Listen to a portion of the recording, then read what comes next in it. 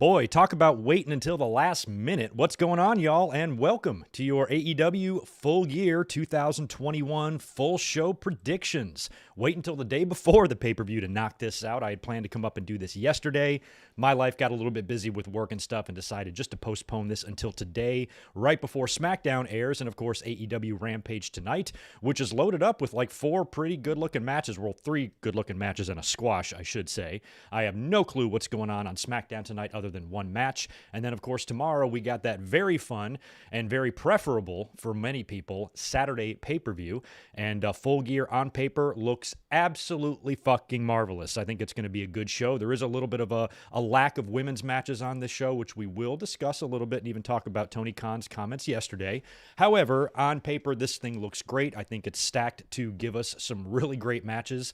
In the ring, I can't think of really anything on this show that's going to be a complete stinker other than the potential Minnesota street fight due to all of the inexperience in that match. Other than that, this thing's looking pretty good. And I even think a really, really easily predictable match like Baker and Conte could really surprise a lot, maybe even be a sleeper match on this show. So I'm looking forward to tomorrow. It's very nice to actually look forward to a pay-per-view, to be excited for it, and I'm ready to rock and roll tomorrow. I have to go into work a little bit after this, and then I am off for 3 days, and it's going to be a fun 3 days here on the channel. Of course, we're here right now to knock out these predictions. Tomorrow night, immediately after Full Gear, we will be up here to review the entire show, and on Sunday, we are back for watch-alongs. We are almost to the day of the 25th anniversary of The Rock's debut at Survivor Series in Madison Square Garden in 1996. We're going to do a watch-along of that show on Sunday at 8 o'clock Eastern, 5 Pacific, and we'll be back for watch-along. So we'll take a look at that whole show. It's going to be fun. This coming Monday for Raw, no Raw review. I think I'm going to take the majority of the Monday Night Raw reviews off for the rest of the year. I'll be up here definitely the night after Survivor Series if WWE's got a big title match planned, or if we can smell a change or they're doing something kind of crazy to spark a rating. We'll probably come up and do a review, but at least until the beginning of the year, the Raw reviews are going to be few and far between because I just cannot mentally take that fucking show anymore. So just keep a lookout for those on Mondays and stuff. I'll be here some, and some I'll be off. But you are getting me 3 straight days in a row here, and I think it's going to be really fun because it's going to be fun to talk about tomorrow's show. It's going to be really fun to review tomorrow's show, and Sunday is a blast. 1996 was a crazy time, and that show at Survivor Series was significant for a lot of reasons. The debut of The Rock. We had Austin and Bret in their first encounter, which was a classic first television encounter, I should say.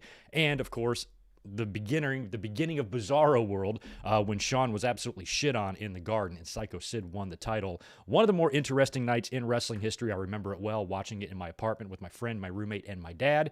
And we're going to talk a lot about that on Sunday. It will be fun. So thanks to those of you who are already here in the chat hanging out. Just say hi to a few of you, JL and Alex, Lil Justin, Ben, and Monique, and Sam. We've got David Brown in the house. What's up, dude? Jay Lambo. We got Ratnick is here. Crash. Right on. Zane G, I'm not sure if I got you earlier on. Good to see a nice little handful. And it's Friday afternoon. Nobody's probably even going to fucking be here. So hopefully you guys will check this out later on demand. And it'll probably be a pretty quick stream. I'll probably be done here by the top of the hour because we're going to blow through these matches and talk about each one. I'll try to detail a little bit of what I think and where the storyline's going, where it's headed, and all of that before I throw out my actual winner. I got a lot of ideas for tomorrow. I got a couple of surprises in mind, and I'm going to address a couple of the rumored surprises that we might see tomorrow as well. And, of course, we're going to talk about Hangman and Kenny Omega, main event for the title. A lot of talk in the last couple of weeks about who should win this match. And I find that just ridiculous that fans can actually overthink things like this so much. Everybody has a right to their opinion, but sometimes the writing is just on the fucking wall. You know what I mean? And there's really nothing in the storyline angle where I see that it benefits us as fans to have Kenny retain in terms of, Hangman continuing to chase the title. Strike while the iron's hot, pull the trigger. There is some situations in history, or maybe, with a world title scenario, feud or program or whatever, where maybe it's best to hold off on the babyface getting the title. I don't think that's the situation here. I think you got to do this. And, I put on Twitter today, a lot of people don't even realize that the entire reason that Vince McMahon and the WWE grew to the heights that they grew to and became as big as they did was because Vern Gagne refused to pull the trigger on a white-hot, over-like-Rover Hogan against Nick Bockwinkel, and Hogan then jumped to WWE. Vince took him, made Hulkamania that was already bubbling and sprouting up in the AWA, and because of that decision of Vern Gagne, that is why we got Vince McMahon for the past, 40 fucking years, and the WWE grew to what we see today, which makes us want to fucking puke. So I just don't think, and I'm not comparing Hangman to Hogan. They're apples and oranges, but I'm comparing the situation. And the situation is when you've got a babyface that the fans are clamoring for, do it. Sometimes the fans just need what they need, and sometimes the fans just want what they want. And some of the most predictable matches in wrestling history, my most favorite matches in wrestling history were predictable as fuck. What would have happened if Shawn Michaels would have beat Steve Austin at WrestleMania 14? Come on. So Hangman's got to win tomorrow. We'll talk about that later on at the very end of the show when we get into the main event. But if you want my early opinion on that, I think that Hangman should lose opinion is horseshit. And it usually comes from young, disingenuous fans that don't remember a lot prior to the Attitude Era and have a very different way of thinking than fans like me. So tomorrow, Hangman all the way, baby. But, AEW still doesn't have any real precedent set yet in terms of how they do things. So, it's a lot of us are programmed to think the way WWE does shit, and you can't apply that to AEW. They got to start creating their own track record. Okay, what do they usually do in these situations? This type of thing. Tomorrow is going to be a big indicator about how the future goes in AEW, because I think there's, as much as the fans, even as a heel, I think fans like I do, I've loved Kenny Omega as champion, but I will be extremely disappointed if they did not pull the trigger on Hangman. I would view it as a mistake, and I'm hoping that AEW kind of understands that as well. So we will find out tomorrow, and I'm going to pay $50 to find out tomorrow. So we will see. We'll get into the pay-per-view and everything here in a minute. Got 10 matches written down for this, 9 on the main card, 1 on the buy-in, and we'll get into that in a minute. I do want to talk about Rampage and shit like that, and just hang out here for a minute until we get a decent group of people in here, and then we will start rolling through the predictions. By the way, if you could smash the thumbs up button for me, I would appreciate it, and the links to all of this weekend's festivities are right down below, so scroll down below in the description. You'll see the link to tomorrow's Full Gear review and Sunday's Survivor Series watch-along. 96 watch along. So go down there, give those videos a preemptive like, and save them, and be there tomorrow and Sunday. It should be fun.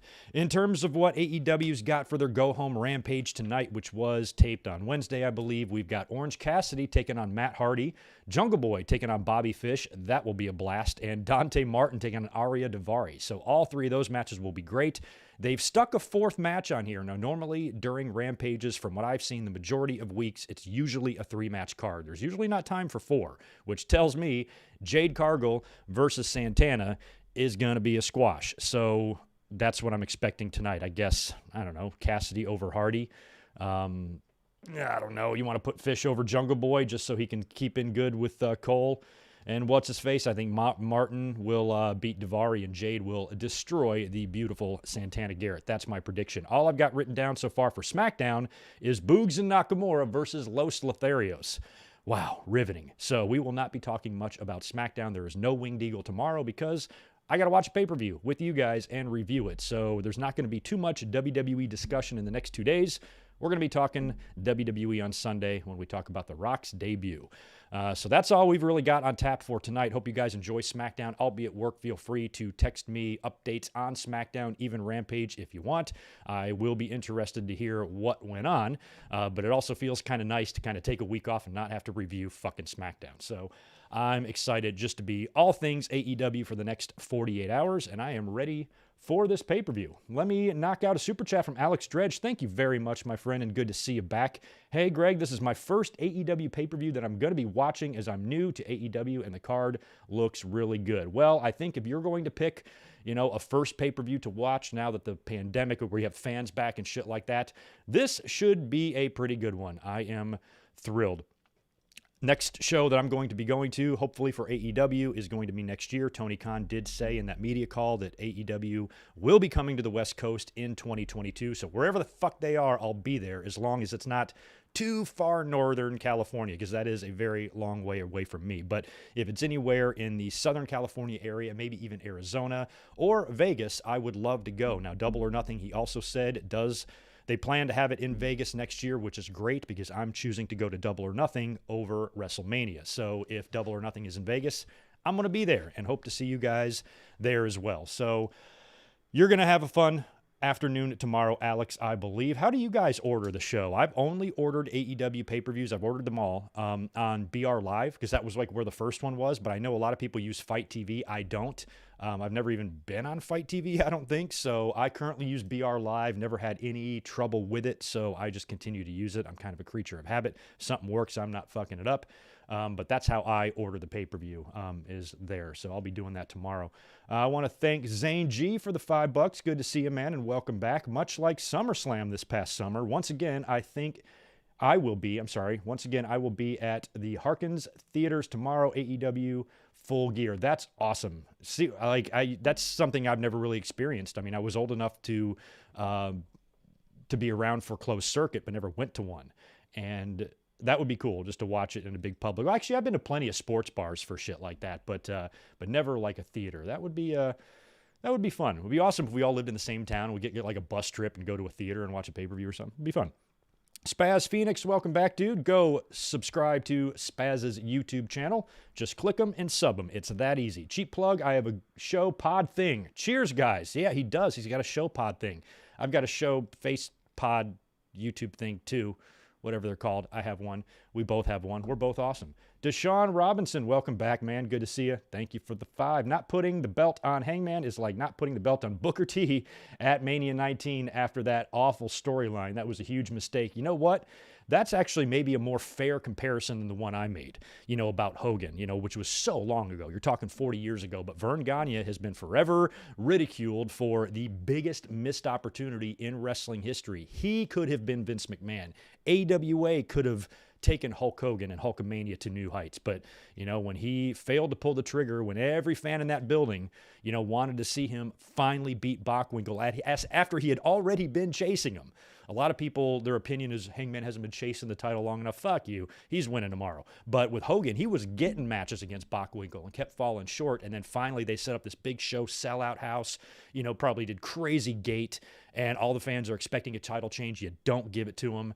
And, because of that, and a few other things, Hogan's Japan money and merchandise and all sorts of other factors, and Vern just being a cheap skate motherfucker, he lost Hogan. Hogan went to Vince, and the rest is history. So if you feel like, Eminem, you only get one shot, if you feel like you've got your opportunity to really make a star, make a megastar, you should do it.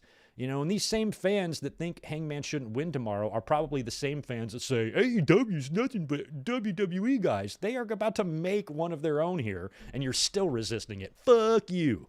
Haters gonna hate. Whatever. So Hangman all the way, in case I haven't made that clear.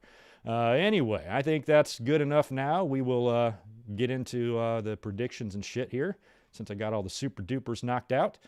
Good to see Matt Hendricks in the house. I think I didn't get you earlier. John Gorman is here.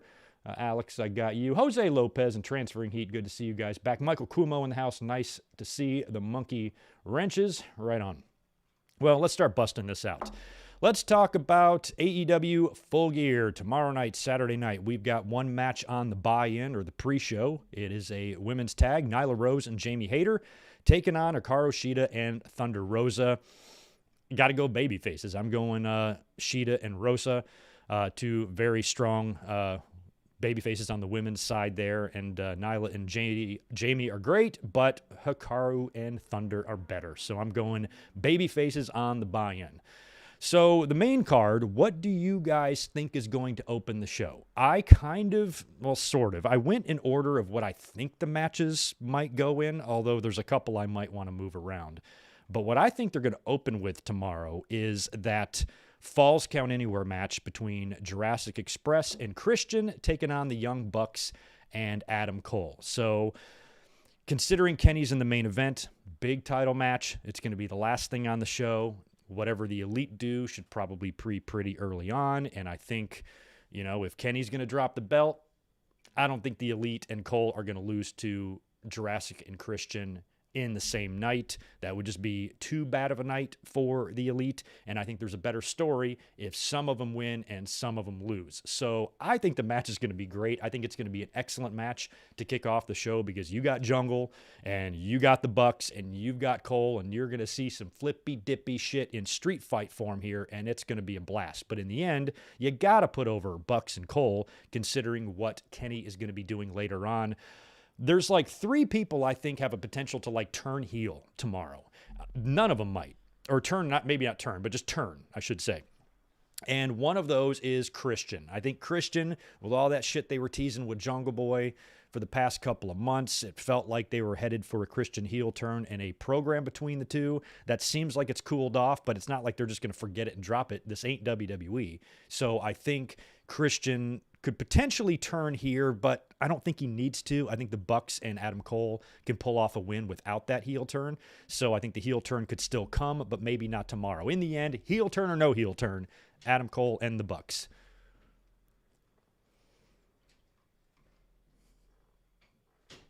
I've got a visitor. Well, I thought I had a visitor. Well, somebody was coming in the door, and now they're gone. Anyway, we got the next match that I think could be anything, but I'm going to be going with Darby Allen and MJF.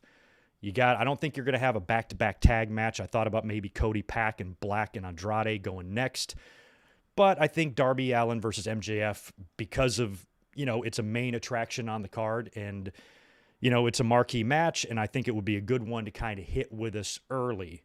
It's one of those matches where, like, when the theme music hits, the fans are like, oh, shit, we're getting this now kind of thing. So I think after that wild 6-man affair where they're going to be all over the arena, a good one-on-one match should follow that. So I think Darby and MJF is going to take place next, and this could go a couple of ways. I mentioned in the earlier match that we could be getting maybe a heel turn or a turn of some kind. There still has not been any payoff to the hints that they've been dropping for, the better part of a year with MJF and Wardlow, and I've been calling for months and months and months for Wardlow to go full Alex Riley on MJF and just whip the shit out of him.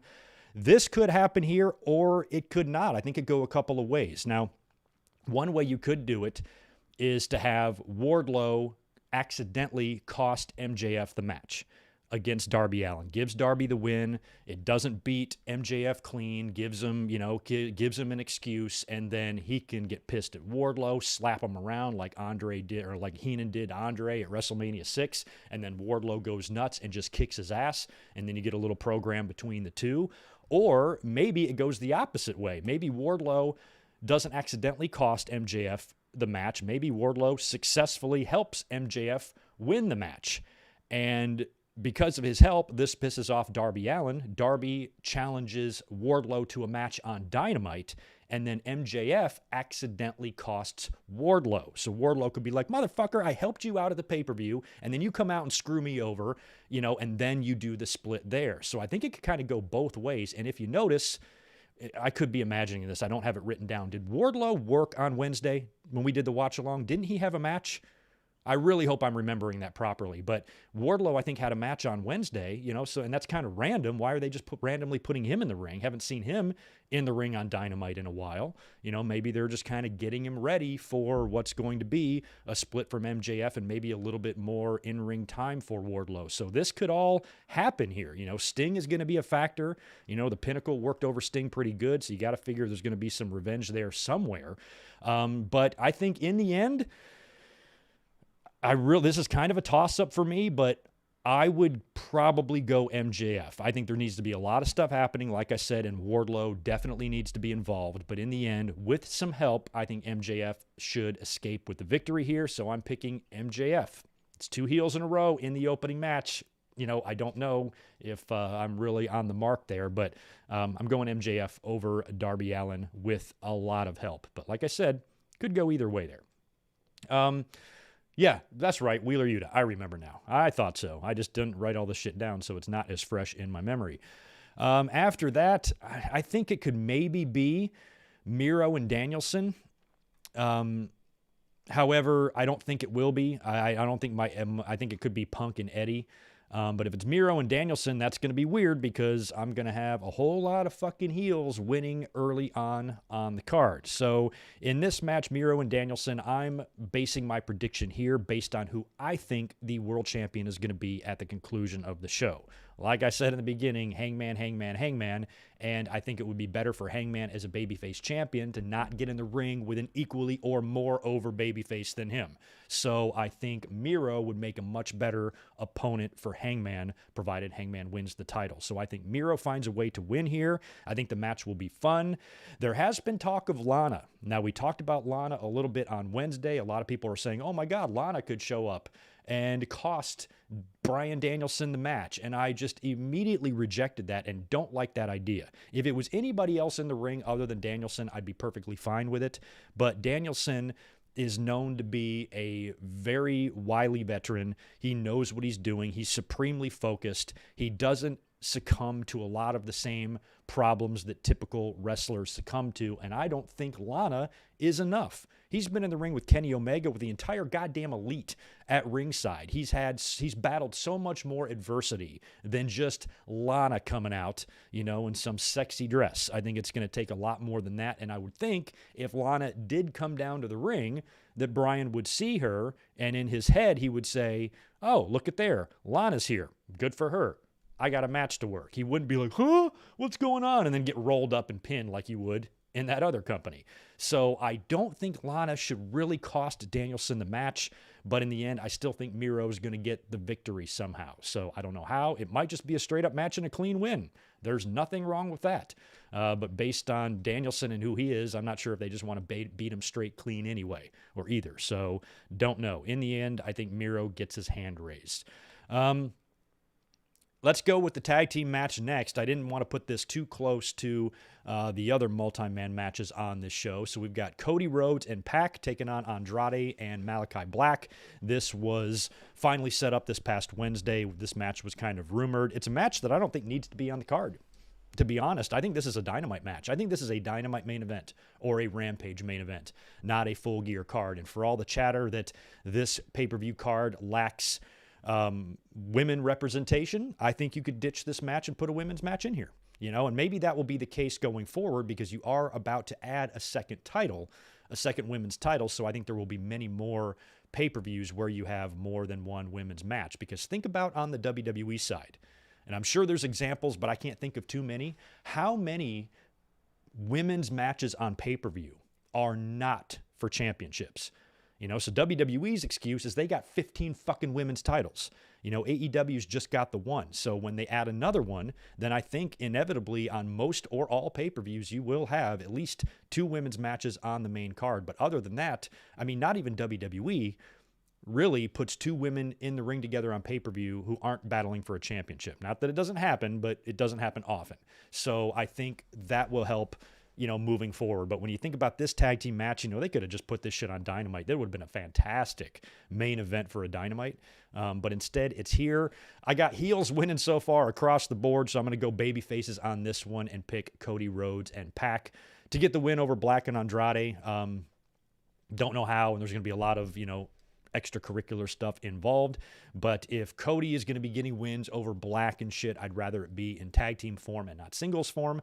So let's give the baby faces the win here and see if they continue the issue between them going forward, or if it's finally going to kind of run its course. But the Black and Andrade El Idolo pairing is interesting too, due to their WWE ties and that certain female that they both have in common.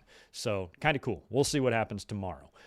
We got that crazy 10-man tag Minnesota. I shouldn't call it a tag. It's just a 10-man Minnesota street fight. So this is just going to be a bonkers brawl. I think this match should be somewhat separated and as far away from the Bucks and Christian and Jurassic match as possible. You've got Andre Arlovsky, whatever his name is, Junior Dos Santos, the Men of the Year, and Dan Lambert, which he was the one that was entered into the match when they set that up a couple of weeks ago. I think it's extremely obvious why he's in that match.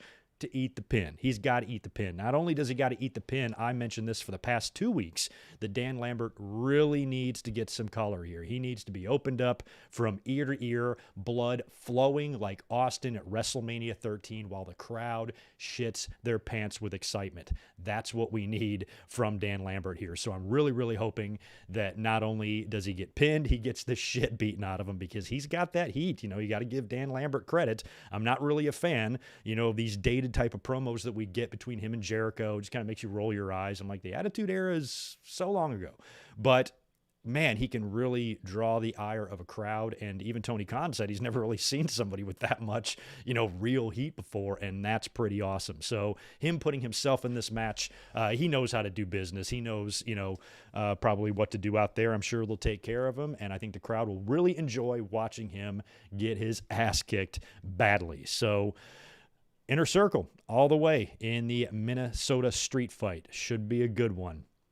CM Punk versus Eddie Kingston. This one I'm probably looking forward to the most because it has the best small story. I mean, it's not been going on for very long, but what they've done in a short amount of time has been fantastic. A lot of people have been pointing out the similarities between these two and CM Punk and John Cena from 2011, with Eddie Kingston playing the role of that CM Punk. And that's a really excellent comparison because it really is much the same thing. This time it's Punk who's already achieved all the success, looking at a guy who just has a lot of indie cred, but really never measured up on the main stage and shit like that. And a lot of people doubted his abilities, but he's got the ability to talk, and he can cut it up on the mic. And a lot of people believe that he completely destroyed CM Punk on the mic a couple of weeks ago on Rampage, and he kind of did.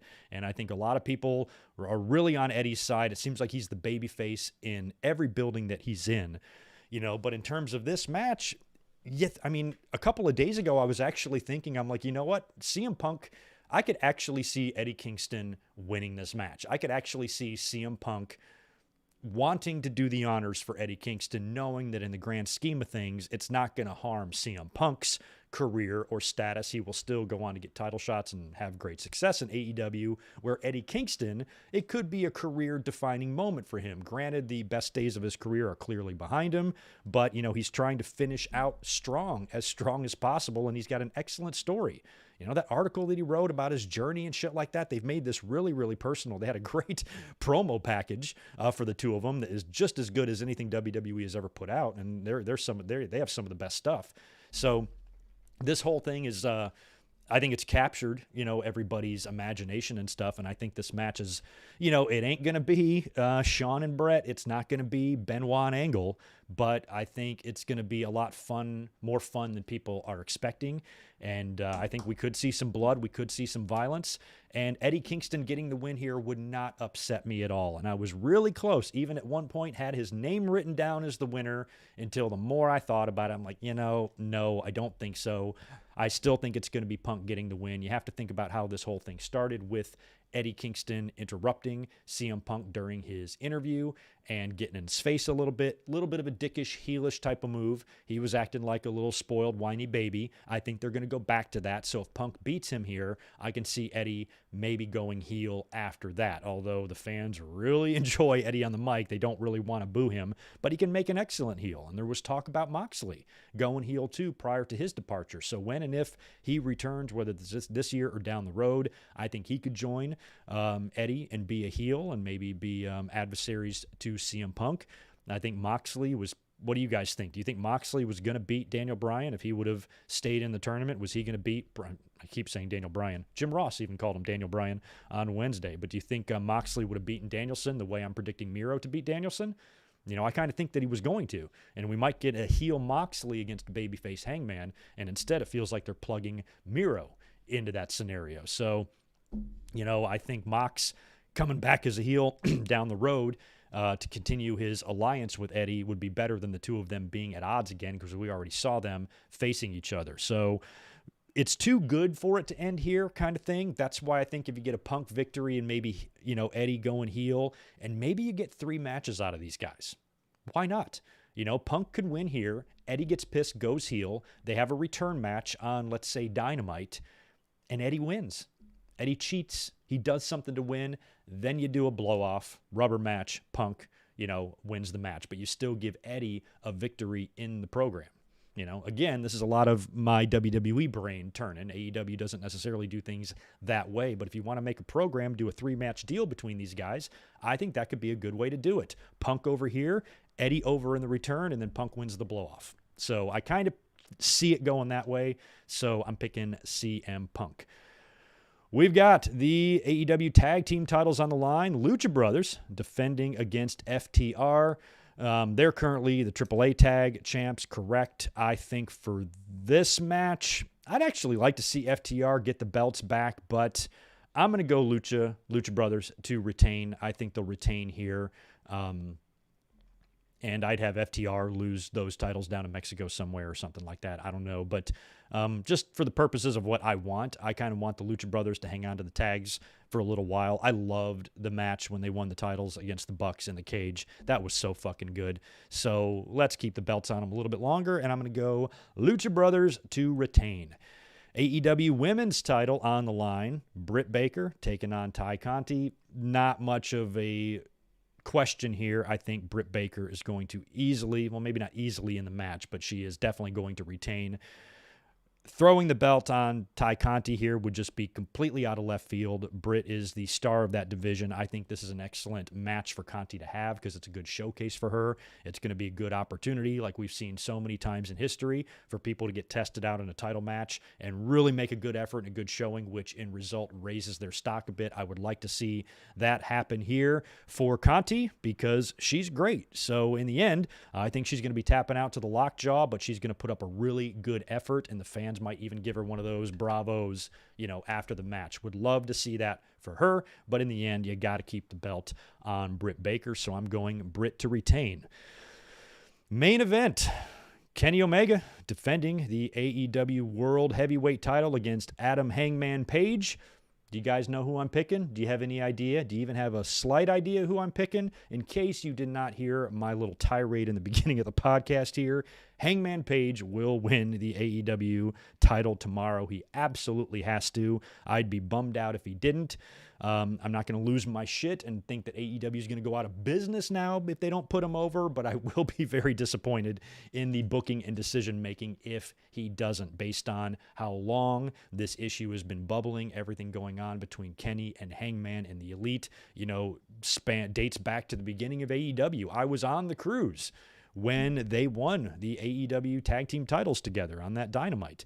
And to see the little teases and the dissension and all of that, and then Hangman splitting off and the Dark Order stuff, and he's been super over with the cowboy shit. He's funny. He connects with the fans. All signs are pointing to crown this man. It doesn't make any sense for him to do, the babyface should chase the title. This ain't 1979. This is 2021, and sometimes the fans need to get what they get. And I think there's a lot more story to be told with Hangman winning than Kenny retaining, because if Kenny retains, then you just continue the Hangman Kenny stuff a little longer, which, wouldn't necessarily be bad, but come on. You pull the trigger on Hangman now. You have the Bucks and Cole go over in the opener. Now Kenny has lost. Kenny's bummed out. There have been subtle teases to down the road issues between Kenny and Adam Cole, especially if, the leader becomes in question. Is this really the right guy to lead the Elite? Do they boot Kenny out and Cole takes his place? All that type of stuff can be written later on if you have Kenny drop the belt here. Plus, Kenny, with the help of Don Callis on Wednesday, as Callis was disguised and attacked Adam Page, and they signed the contract in his blood. Come on. There is no way Adam Page or Kenny is walking out of that show tomorrow as champion. So I think Tony Khan will make the decision that it's got to be Hangman tomorrow. I think that's the right thing to do. I applaud AEW on their ability to manage this situation. You got to remember, when the rumors of Hangman winning the title started, they were pitching this for All Out. But then with the signing of Punk and the signing of Danielson and that big Arthur Ashe show coming up, there was just a lot of buzz and a lot of potential spotlight stealers from a Hangman Page crowning. So for them to be able to hold this off, plus he taking time off to be with his family and his newborn child, also helped matters for them to be able to drag this out even longer and still be able to pick it back up, Hangman won the Battle Royal thing or the ladder match thing, and now he's got the title shot, and it all just lines up perfectly. You have this match set up on a pay-per-view where nothing else on the show is really going to steal the spotlight. Punk's already made his debut. Danielson's already made his debut and wrestled like 8 matches. So, the buzz and the shock of all that awesomeness is kind of worn off. Now you strike.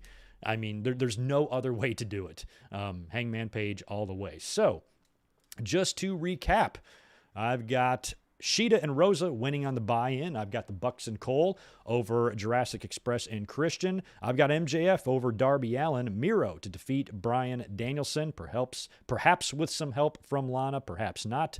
I've got Cody and Pac over Malachi Black and Andrade. I've got the Inner Circle over American Top Team. I've got CM Punk over Eddie Kingston. The Lucha Brothers retaining over FTR. Britt Baker retaining over Ty Conti. And Hangman Page to defeat Kenny Omega and become the new AEW World Heavyweight Champion. There you go. Full Gear 2021.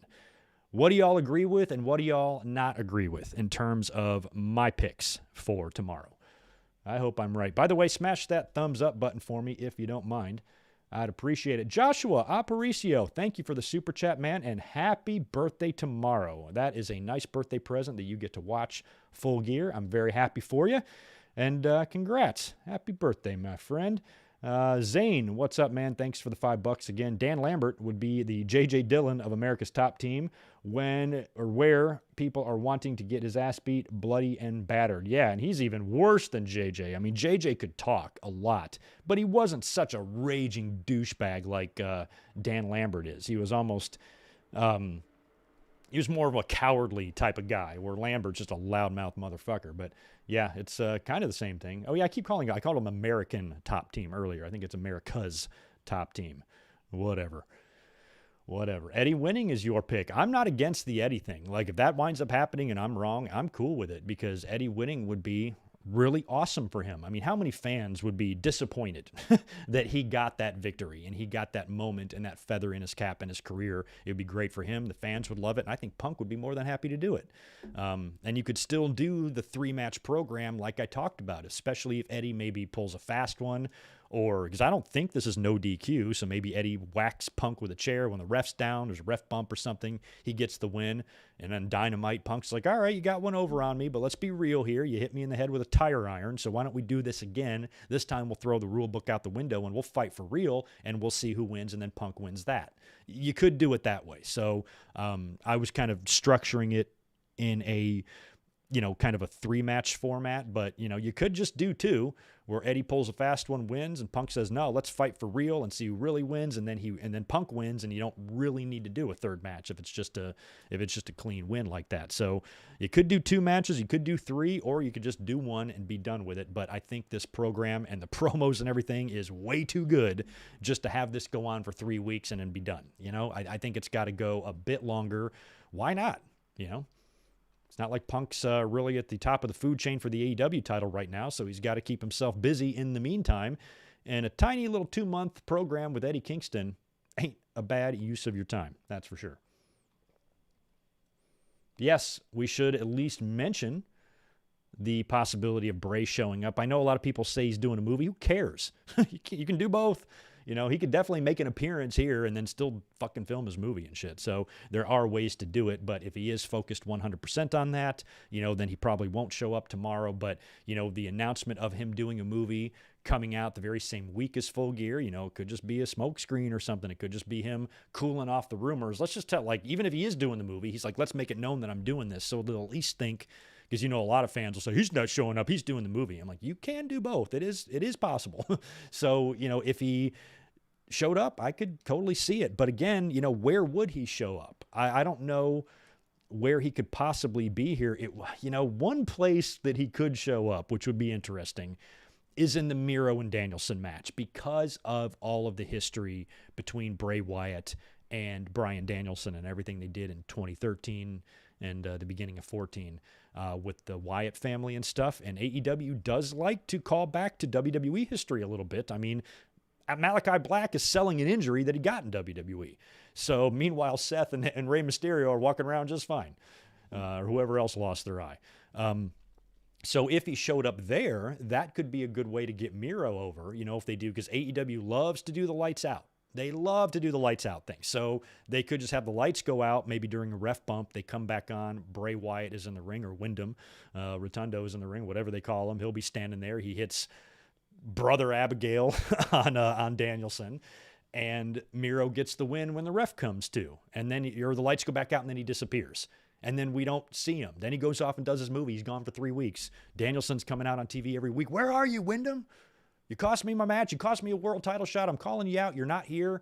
Make Danielson wait. Make Danielson wait until like Christmas time, until Wyndham shows up. Something like that. So that could be one match he shows up in.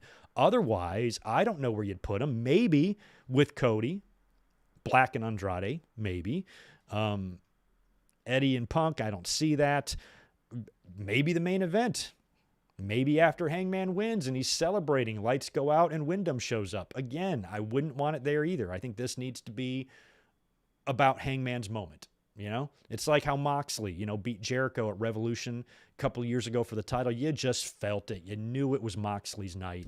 And I think, with Hangman and Kenny, it's much the same thing. So I wouldn't want Hangman to win the title, celebrate with the audience, and then get attacked from behind with Wyndham holding the title up as the show goes off the air. I'm like, man, I wanted to see Hangman have the celebration. You know what I mean? So if I'm doing Wyndham, I'm sticking him somewhere else on this show. And I think the only logical place would maybe be Danielson. But I'm going to vote no, or I'm going to predict a no show for Wyndham tomorrow. I don't think so. Not necessarily because of the movie.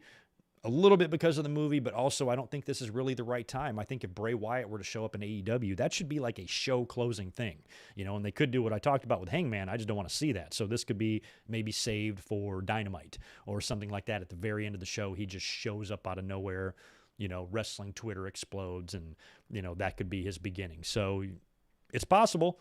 It's possible. I feel like it's going to be a no, though. You know what I mean? Zane G, no kidding. Thanks again for $5 more. You will be at SmackDown in LA, Brock Lesnar's return. I was at SmackDown in LA a couple years ago, the very first one on Fox when Brock beat Kofi in 5 seconds. I will not be returning for this show. I just really can't, in principle, slap down any money for WWE right now in ticket form. And plus, I just don't feel like driving up to LA to go to that particular show. But I really hope it's fun, because I've been to Staples a few times for WWE shows, and they're always a blast. So have a good time, Jane. But I did see that I think the ticket sales are struggling a bit, and I think that's why they've announced Brock for the show. He's going to buy a ticket, he says. Yeah, if he's suspended, who can stop him from buying a ticket? He's just a fan. You know what I mean? Zelius Ward, good to see you, man, and thank you for the $5. I think you're right about Hangman, but I thought they would put Punk or Danielson in the title picture with a heel Omega after their debuts. Yeah, I could see that. I think you can still hold off on that. I was thinking that too. I figured, when Danielson came in and Punk came in, it wouldn't be long before they were right at the top of the card. But I almost like, I'm actually in favor of them taking their time a little bit, because if you threw them right at the top of the card, then what would the fans say? All they do is just push them right up, and they say that wins and losses don't matter, and Danielson comes right in. That's why they were weary of that. They understood that. That's why they made that Danielson-Omega match not for the title, because they knew it was going to be hard, even with Danielson, even somebody that's been WWE World Champion and main evented WrestleMania this year. It's hard to justify somebody coming in 0-0 and getting a championship shot. So taking their time, let them build up their records a little bit and let them get rolling a bit on the roster. Some feel that's a good way to do it. Some feel it's a mistake, because the bloom is off the rose by the time you finally decide to pull the trigger. So there's no real right or wrong way to do this. And I think Danielson and Punk can still have their day with the next heel champion, which I think needs to be MJF,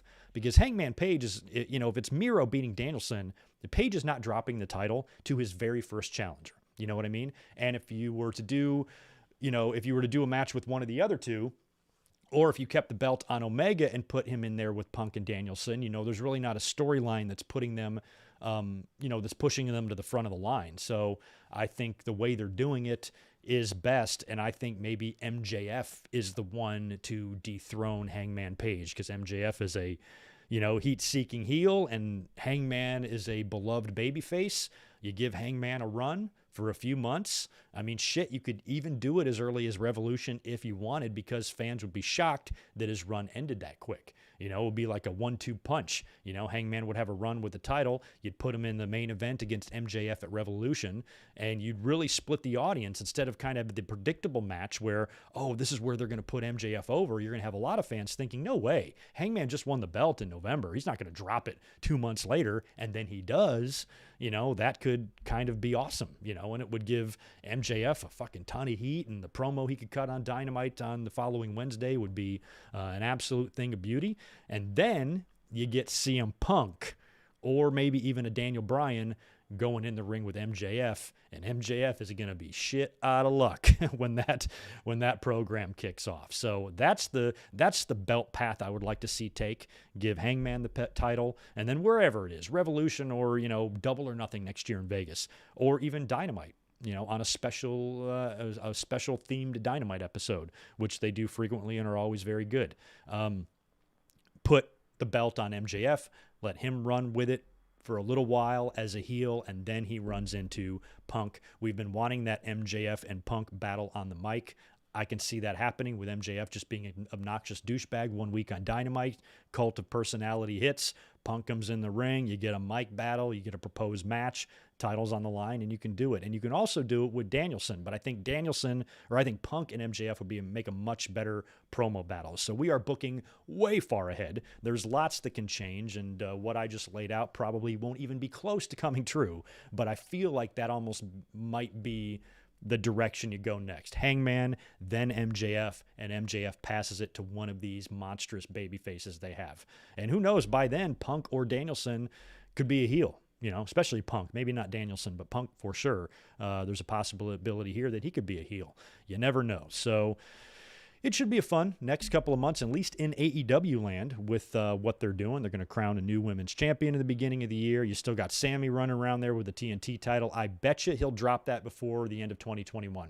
That's my prediction. I don't feel like since he's been champion, he's really been featured a ton. So I think they'll start putting him on TV starting maybe next week or something, and he'll get a couple of more successful title defenses. And I know he's got a match tomorrow. He's just in the 10-man. But I think somewhere around the holidays and near the end of the year, Sammy drops the TNT title probably on Dynamite to somebody. That's what I would think. So we will see.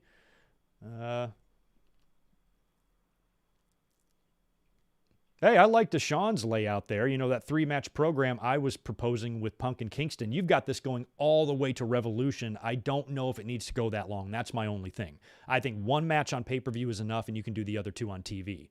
Otherwise, you're talking February. I don't know if it's got the legs. I mean, the business moves so fast. Obviously, these guys could talk for a year and keep the fans interested, but I think it almost goes a bit quicker than that, kind of. But you could be right. But having Moxley then showing up, if you dragged it out to try to wait for Moxley's return, then something like Revolution could totally work. And then you're setting up Moxley and Punk for Double or Nothing. But again, Moxley, that would be 4 months away, from Revolution. So even if you did Moxley and Punk, I think you'd have to do it quicker, or you'd have to do it before Double or Nothing, and probably on one of those themed Dynamites or something. So that's kind of what I feel would be the way there. But yeah, I think you got the right idea, that's for sure, in terms of what those two guys do. I think what's going on between them is way too good to be one and done type of thing. So they got to work some matches together.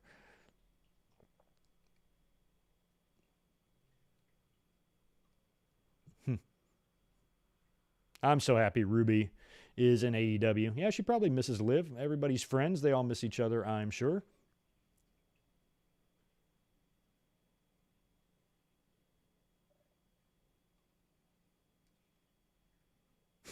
Louis Dangor and Bully Ray would be disappointed if Paige wins. I know Bully was on the Paige should lose train, but he's got... I don't really agree with too much Bully Ray says sometimes. I understood what he was trying to say. I just didn't agree with it. That's all. But Bully Ray's been in the business for 30 years. I haven't been in it for 30 seconds.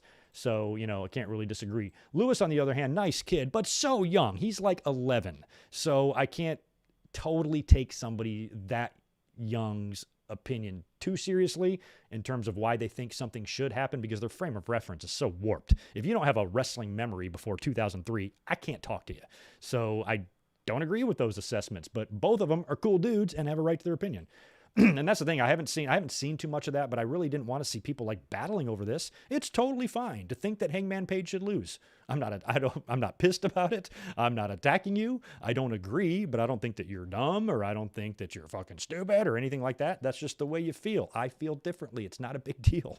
I don't think we should overthink it or really be so all or nothing in our way of thinking. It's totally fine. If you personally as a fan would prefer to see Page chase it a little longer, you can have that opinion. You're a wrestling fan. You're allowed to like what you like. You know, I would personally, in this particular situation, want Hangman to win. There are other situations where I've wanted the babyface to chase more. It just depends on the situation. Not every scenario is the right answer for every program, because every program, get this, is different. So sometimes the outcomes need to be different. It's not always the best for the champion or the challenger to keep chasing.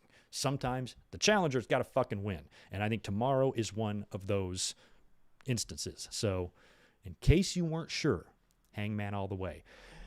Anyway, it's about to be the top of the hour. I have got to get out of here now. I hope you guys have a great rest of your Friday. Enjoy SmackDown tonight. Feel free to send me updates on the show and whatever's going on there.